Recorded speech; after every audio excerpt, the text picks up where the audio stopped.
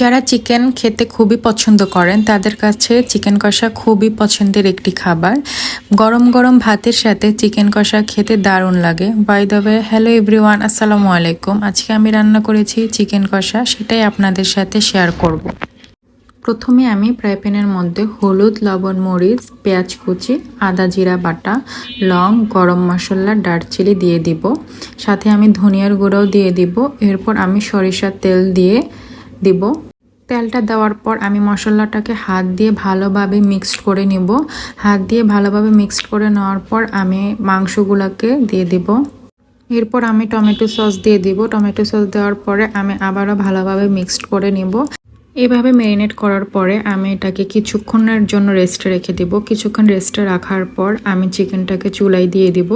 চুলায় দেওয়ার পরে আমি এটাকে হালকা জালে দিয়ে দিব যতক্ষণ না পর্যন্ত ভালোভাবে কষানো হচ্ছে।